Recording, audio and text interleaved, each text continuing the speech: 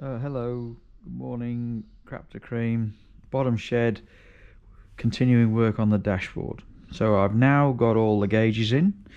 So I've put the AFR gauge in here, the new electronic speedos in here, oil pressure obviously, fuel obviously. I've adapted, or I've put a hazard warning switch in here. The fan switch is there now,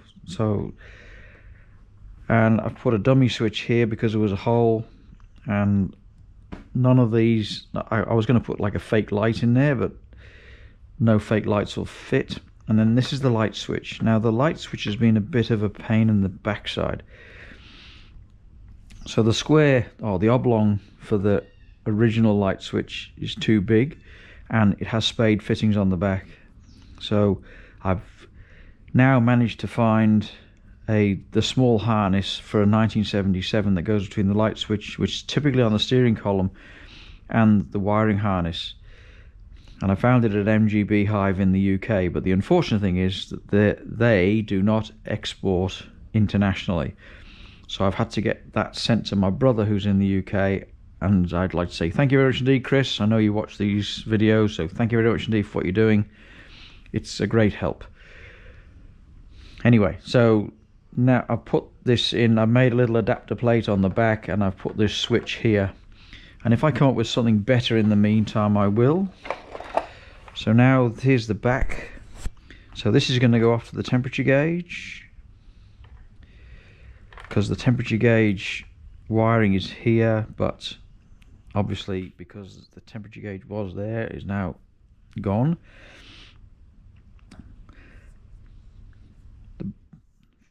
Speedo, yes, so the speedo cable, there is a longer one that comes with the kit.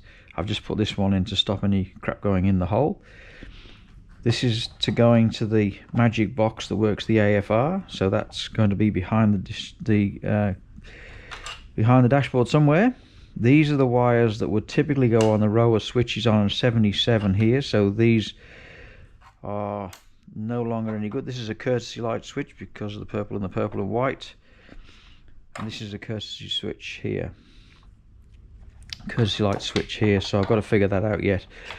So this is all done now, so all the instruments that are supposed to have lights in have got lights in, illumination lights in them. I've got a couple of spare ones because of just the way the dashboard is done. I've used a few cable ties just to tighten things up a little bit here so it's not so messy.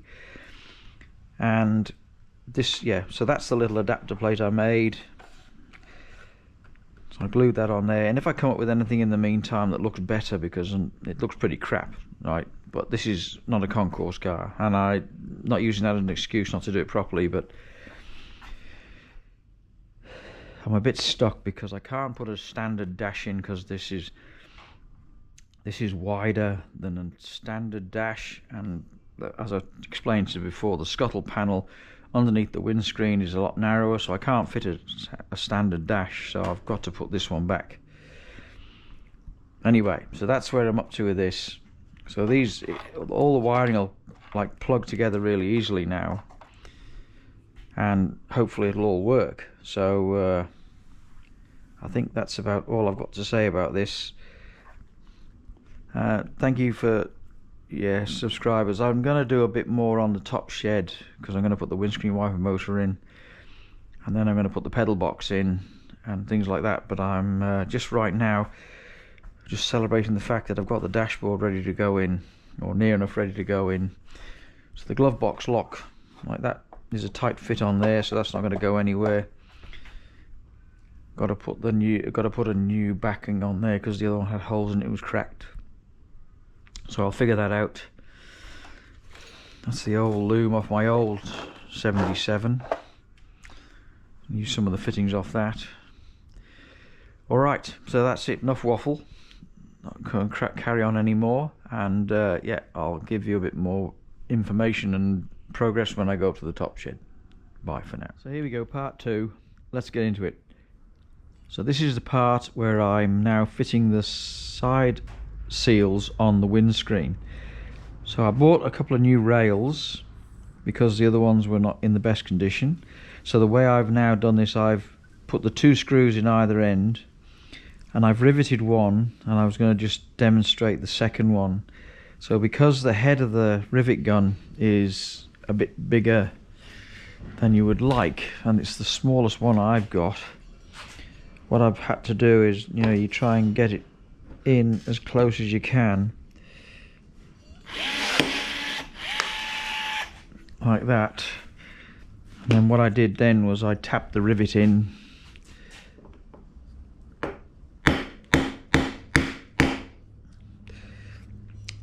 tapped it home as best I can to try and get this so that the seal will slide over the top. So that's the way I've had to do that. And then when I can find the appropriate tool, which is here, I'll just make the seal a little bit bigger in these areas so that the rubber goes over the top.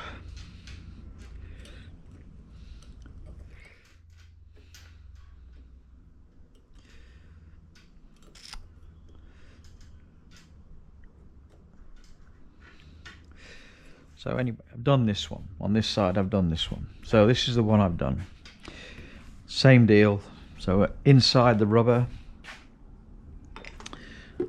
there is a strip of metal that goes in the middle. Can't find it over on the bench right now, but there's a strip of metal that goes in the middle of the rubber. So I drilled 2 holes. I then located one hole with my scriber and did the second hole, and I marked where the holes were with a texter here and on here, you can see there, so that I knew where to drill. See that mark there? So I knew where to drill. So once you put the strip in, you can go through there, and then I held it in position. I put the first screw in, then I checked the hole alignment, got it right, and then put the screw in with this one and did that. Now what I did with the other windscreen on my other car was I cut the rubber off flush with the screen here, and I learnt afterwards, right, that if I put the rubber on that the screen sits on, right, because on my other car there's a big gap now between the rubber and the actual seal, the rubber that goes on the bonnet, the windscreen rubber that goes to seal the windscreen to the scuttle panel. So I'm left with this big gap going over there. So I learnt now that you put the rubber seal on, and then you can cut the rubber to match that, and then, like, if it's not exactly right, it'll compress a little bit in. But that's because I have a horrible little wind noise that comes in here on the other car, and I've got to do this again on the other car. So that's just how I've done it. I'm not cutting this top off until I've got it in the car and I've fitted it and I know where the top of the screen is. I'll cut that off at my leisure. So yeah, that's that. So yeah, put the seal on, and then you can see where the rubber ends, so you don't end up with that big gap like I did on the other car. Alright, so that's what I've done there, and I've hung the dash up now until I'm ready to go over to back to the car and do that. So I put loads of washing up liquid on this to slide the seal in, so sliding it in and out. Once you've done the washing up liquid, it's fine. Just these 2 rivets, well, the rivet here and a rivet here, as part of the clips they're a bit of a pain in the butt, but yeah. So that's everything. So I can take these screws out now, and those holes in the seal line up when I put the seal in. So I'm not going to bore you with me cutting the seal and things like that. So there's the other strip. So that's the other strip that goes inside here. And there's the old one that broke. That's the old one that broke, and I had to get a replacement. So yeah, you can get these from a spare parts place. So a couple of spares. They're not overly expensive.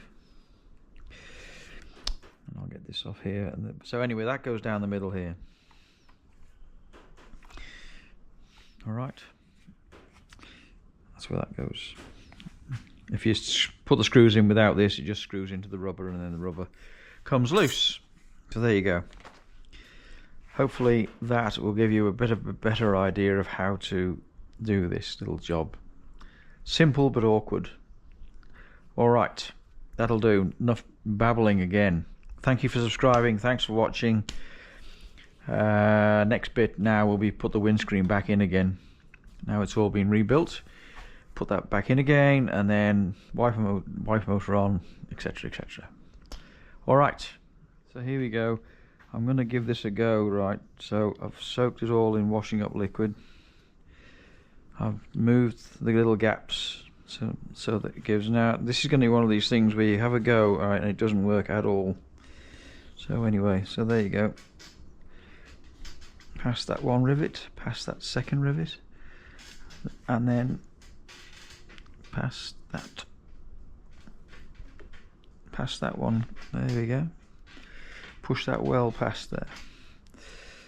Alright, so that should be far enough now that when I put the seal on,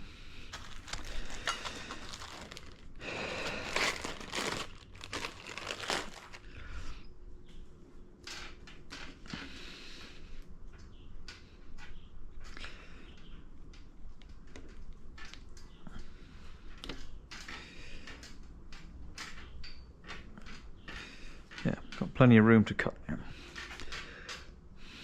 Alright, so there you go. Straightforward.